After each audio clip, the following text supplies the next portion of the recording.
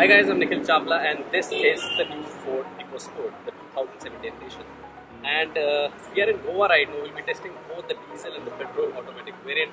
Right now we have the diesel variant with us, and we also have a very special guest, and you'll be watching the video and you'll know what special guest we're talking about. So let's go and see.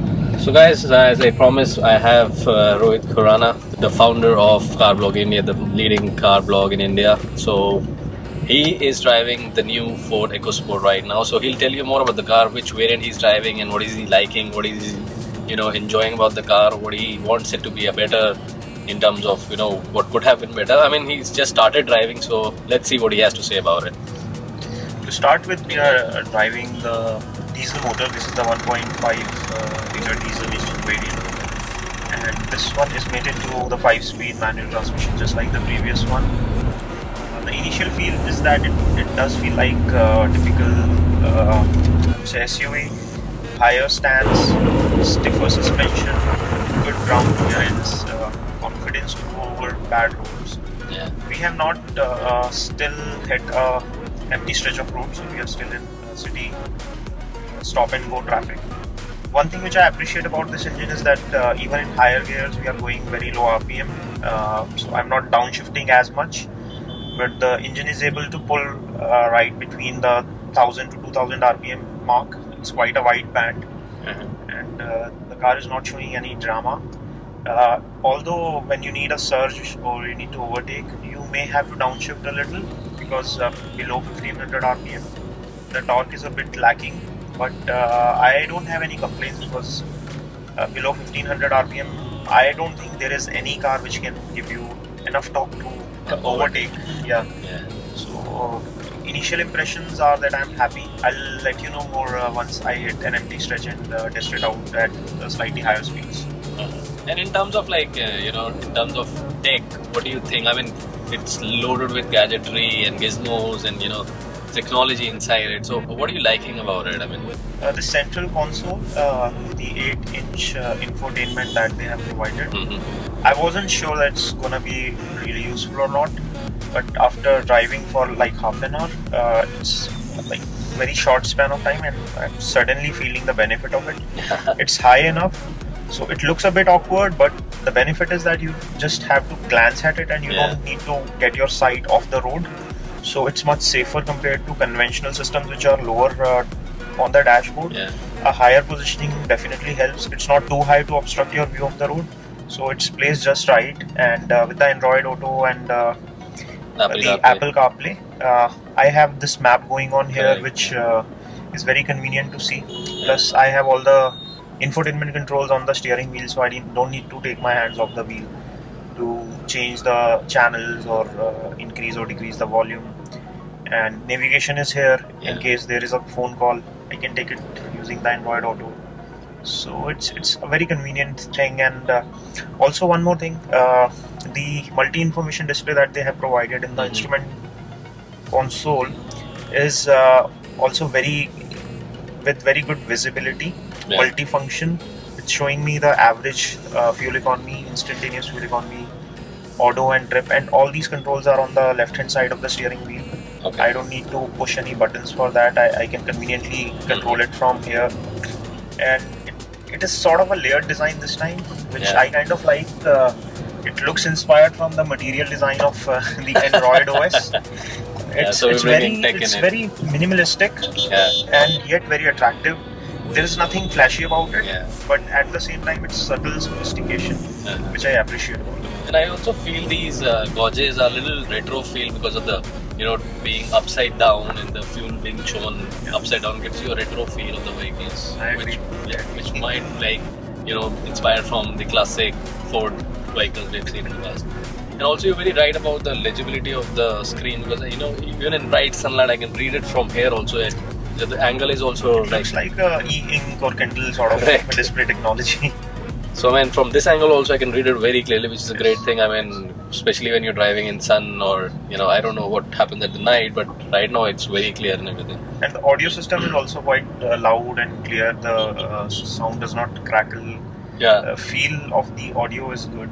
Multiple speakers around the cabin. I can see one behind the screen the central speaker, and there are speakers in the door, these small tweeters. Yeah. So it all adds to the overall entertainment experience. And what do you feel about the the all black leather seats and the piano accents in the middle of the dashboard? I think it gives you a really plush feeling, and considering this is like a budget compact SUV, not like a plush SUV which you consider like a Ford Endeavour, but you still get a feeling that you're sitting in a very luxurious SUV.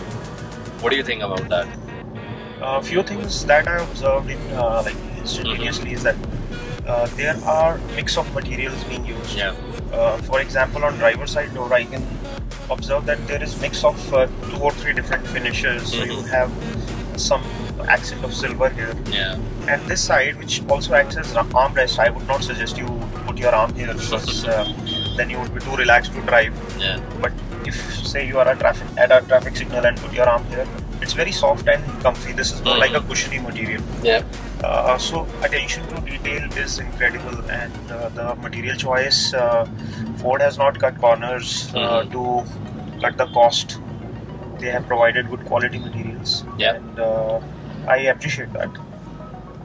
And I mean, talking about the design of the car, I mean, we have already seen the outside of the car. I mean, I think the bold grille is giving it a very bulky and a huge kind of a feel, which is a good thing, because the car is not bulky, the car is not huge, it has a very compact aspect ratio, but it still gives you that Hulk feeling. What do you think about that? I think it's more in the line. It's more in line with the original Ford Ecosport concept that we saw in 2010, and then in 12 it came out. It is carrying forward that signature design. It has not deviated too much from that. That also came with a huge grille. Yeah. This slight heightening of the grille has improved the aggressiveness stance. So yeah, I like it largely, and it does give an aggressive, as well as it makes the car look broader and chunkier than it actually is. Yeah. Which is a good thing. Like people love their car to look macho. Yeah. True that. And do you think this new 17 inches alloys, the wheel size, really helps in the drive? Yes, of course it does. I can instantly feel it. I'm moving over a slightly rough terrain, some occasional potholes here and there, and the pliantness of the suspension is greatly helped by larger wheels. So the smaller bumps and smaller craters are easily taken care of by larger wheels. So your suspension has to do less work. So that definitely helps. No, I mean, Ford has always been known for their safety, and they're very particular about adding all the safety features, even in the base variant, which is like lacking from other manufacturers. I would not like to name. But how secure do you feel sitting in a Ford, considered that the build quality, when you shut the door, you feel that weight of the door and the metal body parts, and also the airbags all around. I mean, can you talk a bit about that, the safety features? First of all, in the slightly premium category, even other manufacturers are now offering airbags and ABS as standard. Not all of them, but most of them. And it's nice that Ford started this trend in India, because people were kind of ignorant about the importance of safety features. And I personally put a lot of stress on safety features when you're selecting a Ford. After all, it's your life and you must value it. Ford has always been on the forefront when it comes to designing safe cars, and most of their cars I have experienced feel quite safe and robust. It starts right from the design. Even if you ignore the safety features like the ABS and airbags for a moment, the structural stability, rigidity, and the strength of the structure and the materials that are used in the car, the feel that you get when you slam the door, you realize that it's quite heavy, it's very reinforced. So that gives you a very reassuring feeling. Although many brands are providing these safety features, but unless you have a good and strong structure in a car, those features don't help too much. Correct. Putting ABS or airbags on a car which does not have structural strength to absorb a crash or take care of you when you get hit. Those features are not useful enough. Correct. But with a strong car, when you add these features, they become much more useful and much more dependable. And with Ford cars, the top end variants come with up to 6 airbags. So you get side curtain airbags, you get dual frontal airbags. These sort of features definitely help, and there is also traction control system. Just to give you another layer of safety in case you happen to enter in an unwanted sort of maneuver. Great. So, I mean, obviously this is a compact SUV. You can't, think of putting like a lot of things in it, but still, it's one of the most spacious compact SUV. If you look at it, even if you have, it's like full-blown seats given to you. It's not like they have trimmed down the seats or given you less space in any manner. The boot looks smaller though, but it still is huge enough to carry a lot of things. So, I mean, if you can talk a bit about the space of the whole overall vehicle, because it's very important for people who have like a family or have a pet, or who want to go away on a weekend and need storage space, and also a bit about that. So, just to set the perspective right, we have to first understand that this is a sub 4 meter car, Correct. which is the most compact size that you get in the SUV segment, which is why it's called a compact SUV. It won't be fair to compare the space with a full-size SUV because they are inherently larger in terms of their footprint, their width as well as the length. So considering that this is a 4 meter car, I would say the space is good. I won't say it's very good. It's good. It's nicely designed. The best thing I like about this car is that it has a lot of vertical space. It's more of a tall boy sort of stance. So, for example, at the rear seat, if you look at it from outside, you may feel that there is not too much space there. But when you sit inside the car at the rear seat, you suddenly realize that the footwell is long. You feel comfortable and relaxed while you are seated in the rear seat. You have a lot of headroom. So, from actual experience perspective, it is quite spacious. Also, as you mentioned, full-size seats. I've recently experienced some cars which give you a false feeling of more spaciousness by providing smaller size seats. Now, what it does, I would not name the car, but what it does is that when you look at it from outside, you feel that it's quite spacious. There's a lot of leg room. But when you sit inside the car, you feel that the under thigh support is lacking. The seat is too small. It's not comfortable for longer journeys. So from that perspective, I feel that this car is way superior in terms of comfort because it gives you nice cushioning, wide seats, long enough to give you support till the under thigh. So I think that's a very good thing. Also, the boot. There are not many sub 4 meter cars which can give you this sort of boot. Rather, I think that this should be either the best or among the top 2 or top 3 in terms of space in the sub 4 meter category. So we should not be comparing it with the 4.5 meter or 4.2 meter cars because they are inherently longer, so they definitely come with larger boot.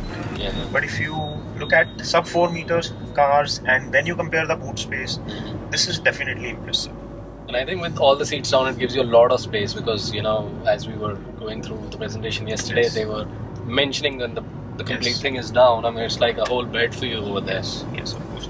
And also, not to forget, along with the flatbed sort of structure, it comes with 40-60 split seats. So in case you have total 3 occupants in the car, you can still fold the rear seat partially and make for more luggage room, say for an airport commute or a weekend getaway. So that flexibility helps because for a flat folding seat which does not support 60-40 split, you can either fold the entire seat or keep it straight.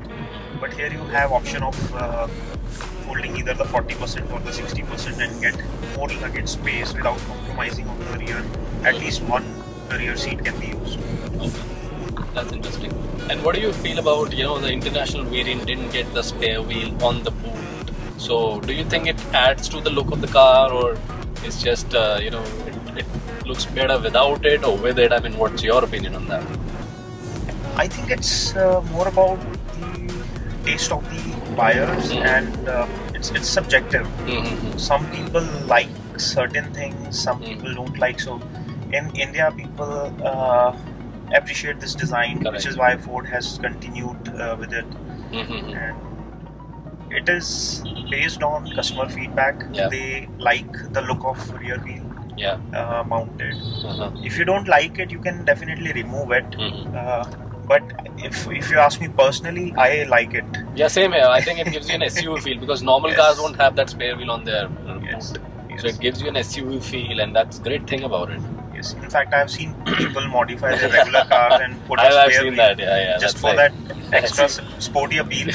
So yes, we are Indians and we like to show off. So I won't mind having this. Yeah, and I mean, now I want to talk about the ergonomics, and you've been driving the car now for almost like 45-50 minutes now.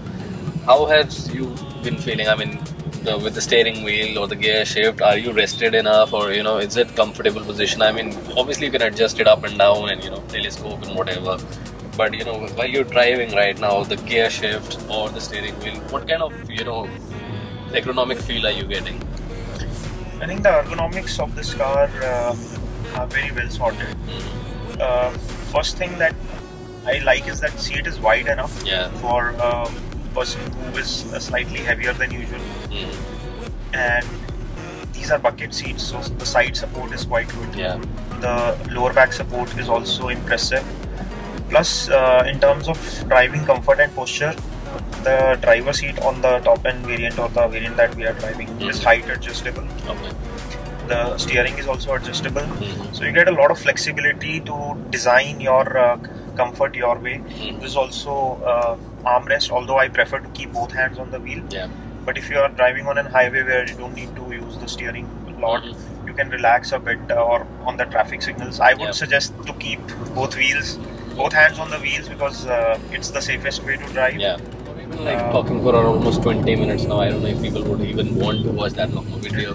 But I think it's one video that should be there on YouTube. People should know everything about the car, the way the user should experience or will experience the car. So now, if there is one or two things that this car should have had, or I don't know what you think should have been here, or is something that not lacking exactly, but could have improved or should have been there as an optional feature, and maybe it's the sunroof or the EcoBoost variant that is not coming to India. So in your opinion, what is that one or two features or whatever that this car should have had? See, in 200 meters, turn left to stay on National Highway 66. I agree with you that many enthusiasts want the EcoBoost, and I would also personally want to have that choice, but as told to me by the Ford representatives, and also going by the common business sense, there are not many customers asking for that. And a brand usually, especially a mass brand like Ford, brings their products based on the volumes and the kind of business they can do with that product. Correct. So continue on National Highway 66. Practically thinking, it makes little sense to have 1 liter EcoBoost, because that is not very well suited for the Indian road conditions, where you need sudden overtaking and you need quick stop and sort of scenario. But at the same time, it helps to have choice. But there's always a balance that the brand has to do between choice and price optimization. Although I would want to have a diesel automatic variant, which is not provided. There is petrol automatic. So if you ask me one thing I would probably want a diesel automatic variant. That's correct, absolutely. I mean, why should that option be taken away from people who want to buy a decent car? Now, we'll be also driving the petrol automatic variant in a while, and we'll be talking about that too. And Rohit will share his expert opinion on the automatic variant, which has got paddle shifts and everything. A lot of technology in that too. So that's all about the diesel variant of the Ford Ecosport, or maybe overall about the Ecosport. We'll just talk about a bit about the petrol automatic variant in a while. So now Rohit has been driving, and we've been testing the petrol version, the automatic version, which is obviously something that we prefer because we love automatics now. We have come to that age where we prefer convenience over the adrenaline rush that we get in manual transmission. So I mean, what are your thoughts on the automatic? I mean, you've been driving through the city and the highways and everything. After driving the diesel manual and moving to the petrol automatic, I can see some fundamental differences here. One, it is quieter. Yeah. Second, it feels peppier. And third, it's way more convenient to drive, especially with the modes that are provided. Beyond the modes, you also have pedal shifters behind the steering wheel, so you can manually control the gears if you want a sudden rush, or you want to overtake someone and you want to downshift by a gear or two. You can very conveniently do that without taking your hands off the wheel. Yeah. Besides that, the standard mode is D mode, but there is also S mode. You just pull the gear lever towards yourself and it puts the car in sports mode, which not only changes the way gears are shifted, but also kind of, this is my gut feeling, that it is also impacting the power delivery or the ECU mapping. The car suddenly feels a lot more powerful and more peppy. It's very responsive in the S mode compared to D mode, but the fuel mileage will take slight hit when you are driving in the S mode. Yeah. So for your everyday commute, I suggest that you drive in the D mode, but when you are feeling enthusiastic or when you are in a rush, you can put it in the S mode, or maybe you are going up the hill and you want the need for some extra push. Then the S mode comes in very handy and it is very effective. Yeah, absolutely. I mean, obviously, like you mentioned, we can obviously, play with the paddle shift if the immediate thrust is needed. And now we've been driving pretty much in S mode throughout, and I can see that it's around roughly 12.1 kilometer per litre, which is a good model, which is mileage that we're getting. Good number considering that we have been driving within city and highway. Yeah. And if you ask me which one I like better between these two models, the petrol automatic and the diesel manual, I would probably personally go for petrol, because I like the more linear power delivery, and also the way this transmission behaves makes you feel very relaxed. The cruising is super quiet. The car does not feel strained at all, and when you need the sudden rush, you have the power available to you just with the pull of the gear lever. Correct. And also when you were cruising around 2000 RPM, it was like, literally sailing over the road. It was like the engine was so quiet, which is brilliant. And in terms of like, obviously acceleration and everything is different in the automatic. I mean, we noticed that we de-accelerated quite often when we had to. And how did you feel that? Was it a little superior than the diesel? Or was it similar? I would say manual any day will give you more control over the way the car behaves, because it is more predictable. You have things in your control. You can play with the clutch and the gear while you are driving a manual. In automatic, some of that control goes away from you, but you partially can resume that control through the pedal shifters or this one. Acceleration and deceleration, definitely if you are someone who loves to be in control, then manual is your pick. But if you are someone who prefers convenience over control, then I would say that you go for the automatic and let go of the hassles of shifting gears. Absolutely. I mean, although the torque is pretty good and you don't require so frequent gear shifts, but the comfort of an automatic cannot be matched with a manual. That's what I've realized over time, as I mentioned in the beginning. Now we've reached a certain age where we prefer convenience over the adrenaline rush that we always required earlier in our lives. But I mean, it's a good drive overall. Both the vehicles, both the variants, it has been a great drive for both the vehicles. I mean, it now essentially is your total call where you want to go for the diesel one. Exactly. But it would have been great if they would have launched the automatic, as you mentioned in the beginning. So maybe sooner or later we would get that. So So that's all, folks. It was really, you know, a great video, and I would like to thank Rohit again for all his gyan that he has shared with us, and you know, the experience that he has gained over the years driving all those cars. And so you have seen the video, and I must say that must have been the longest video I've done, and I think you must have enjoyed the video. It might also be the longest Ford Ecosport video you ever watch on YouTube, because it has everything in detail. And I would like to thank Rohit Khurana from Car Blog India again for, you know, featuring in the video and talking so much about the car. And if you like the video, please hit the like button, subscribe to our channel, and please hit the bell icon. Thanks for your support always. Thank you.